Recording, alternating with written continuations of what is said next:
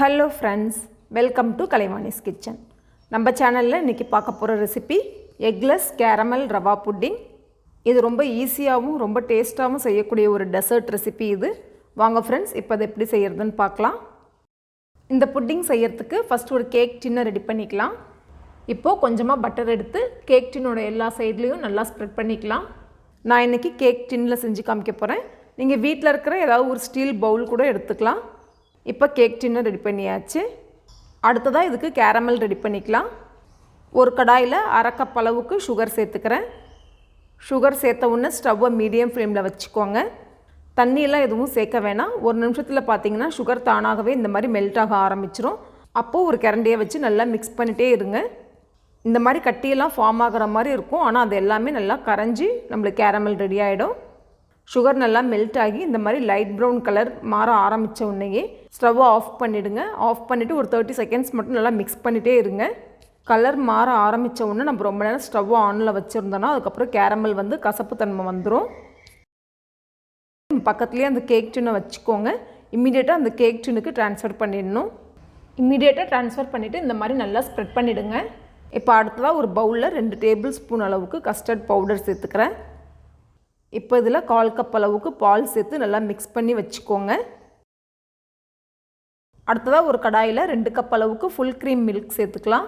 Full cream milk சேர்த்து செய்யும் போது நம்மளோட புட்டிங் இன்னும் ரொம்ப க்ரீமியாகவும் டேஸ்ட்டாகவும் இருக்கும். இப்போது பால் இந்த மாதிரி பொங்கி வந்த உடனே இதில் அரை கப் அளவுக்கு சுகர் சேர்த்துக்கலாம். சுகர் கரைஞ்ச உடனே 1/4 கப் அளவுக்கு நான் வறுக்காத ரவை சேர்த்துக்கிறேன். இந்த புட்டிங்க்கு ரவையை வறுக்கலாம் வேண்டாம், நீங்கள் அப்படியே சேர்த்துக்கலாம். இந்த ரவை சேர்த்த உடனே நீங்கள் ஸ்டவ்வை ஸ்லோ ஃப்ளேமில் வச்சுருங்க. ஸ்லோ ஃப்ளேமில் வச்சு ஒரு 2 நிமிஷம் நல்லா கலந்து விட்டுட்டே இருங்க. பாருங்கள், இப்போ ரவை நல்லா வெந்துருச்சு. இப்போ இதில் நம்ம ரெடி பண்ணி வச்சுருந்த கஸ்டர்ட் பவுடர் மிக்ஸ்சரை நல்லா மிக்ஸ் பண்ணி விட்டுட்டு கொஞ்சம் கொஞ்சமாக சேர்த்து நல்லா இந்த மாதிரி கலந்து விட்டுட்டே சேர்த்துக்கோங்க. அடுப்பை ஸ்லோ ஃப்ளேமில் வச்சுக்கோங்க. இந்த புட்டிங்க்கு நம்ம ஏலக்காய் தூள் சேர்க்கறதை விட வெனிலா எசன்ஸ் சேர்த்தா நல்லாயிருக்கும். உங்களுக்கு வேணால் நீங்கள் 1 டீஸ்பூன் அளவுக்கு இதில் வெனிலா எசன்ஸ் சேர்த்துக்கோங்க. கஸ்டர்ட் பவுடர் சேர்த்த உடனே 1 நிமிஷம் மட்டும் வேக வச்சுக்கோங்க.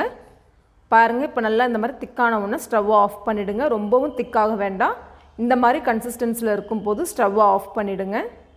இப்போ இது சூடாக இருக்கும் போதே நம்ம கேரமல் ஊற்றி ரெடி பண்ணி வச்சுருந்த கேக் டின்னுக்கு இதை ட்ரான்ஸ்ஃபர் பண்ணிடலாம். ட்ரான்ஸ்ஃபர் பண்ணிவிட்டு நல்லா இந்த மாதிரி லெவல் பண்ணி விட்டுருங்க. அடுத்ததாக இந்த புட்டிங்கை செட் பண்ணுறதுக்காக 30 நிமிஷம் நம்ம இதை ஸ்டீம் பண்ணி எடுத்துக்கலாம். இப்போது ஒரு இட்லி பாத்திரத்தில் நான் 2 கப் அளவுக்கு தண்ணி சேர்த்துருக்கேன். அதுக்கு மேலே இந்த மாதிரி ஒரு ஸ்டாண்ட் வச்சுக்கோங்க. தண்ணி நல்லா கொதிக்க ஆரம்பித்ததுக்கப்புறமா நம்ம ரெடி பண்ணி வச்சுருந்த கேக் டின்னை இதுக்கு மேலே வச்சுக்கலாம். வச்சுட்டு அந்த கேக் டின்னை கரெக்டாக மூடுற மாதிரி ஒரு மூடியை போட்டு மூடிக்கோங்க. ஸ்டவ்வை லோ டு மீடியம் ஃப்ளேமில் வச்சுக்கோங்க.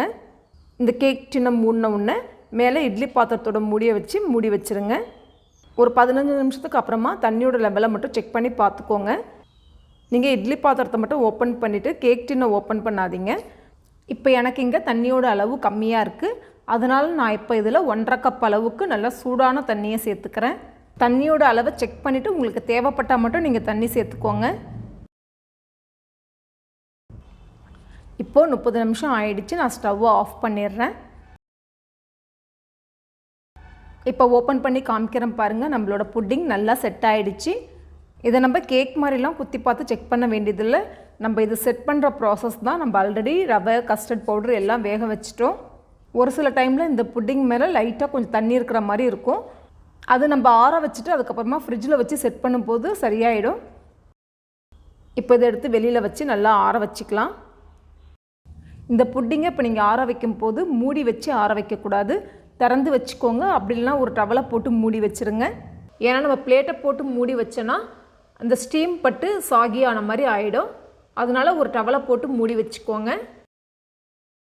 இது நல்லா ஆறுனதுக்கப்புறமா நம்ம சில்லர் ட்ரேயில், அதாவது ஃப்ரிட்ஜில் நம்ம பாலெல்லாம் வைக்கிற அந்த ட்ரேயில் 1 மணி நேரம் மட்டும் வச்சு எடுத்துக்கோங்க. 1 மணி நேரத்துக்கு அப்புறமா இப்போ நான் இதை வெளியில் எடுத்து வச்சுருக்கேன்.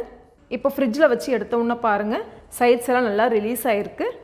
நம்ம எதுக்கும் ஒரு தடவை கத்தியை வச்சு சைட்ஸ் இன்னொரு தடவை ரிலீஸ் பண்ணிக்கலாம். மேலே ஒரு பிளேட்டை வச்சு இந்த மாதிரி ட்ரான்ஸ்ஃபர் பண்ணிக்கோங்க. பாருங்கள், நம்மளோட கேரமல் ரவா புட்டிங் ரொம்ப அருமையாக ரெடி ஆகிடுச்சு. இப்போ நான் இதை கட் பண்ணி காமிக்கிறேன். கட் பண்ணும்போதே அவ்வளோ சாஃப்டாக அவ்வளோ ஸ்மூத்தாக இருக்குது. பாருங்கள் எவ்வளோ அருமையாக ரெடியாக இருக்குன்னு. நல்லா ஈஸியாகவும் அதே டைமில் ரொம்ப டேஸ்ட்டாகவும் செய்யக்கூடிய ஒரு டெசர்ட் ரெசிபி இது. நம்ம பட்டர் கீ எல்லாம் சேர்க்காமல் ரொம்ப ஹெல்த்தியாக செய்யக்கூடிய ஒரு டெசர்ட் ரெசிபி இது. ஓகே ஃப்ரெண்ட்ஸ், நீங்களும் ட்ரை பண்ணி பாருங்கள். ட்ரை பண்ணிவிட்டு உங்களோட ஃபீட்பேக் நீங்கள் கூட ஷேர் பண்ணுங்கள். இந்த ரெசிபி உங்களுக்கு பிடிச்சிருந்தா என்னோடய வீடியோவை லைக் பண்ணுங்கள், ஷேர் பண்ணுங்கள், சேனலை மறக்காமல் சப்ஸ்கிரைப் பண்ணுங்கள். மீண்டும் இன்னொரு இன்ட்ரெஸ்டிங் ரெசிபியோடு உங்களை சந்திக்கிறேன்.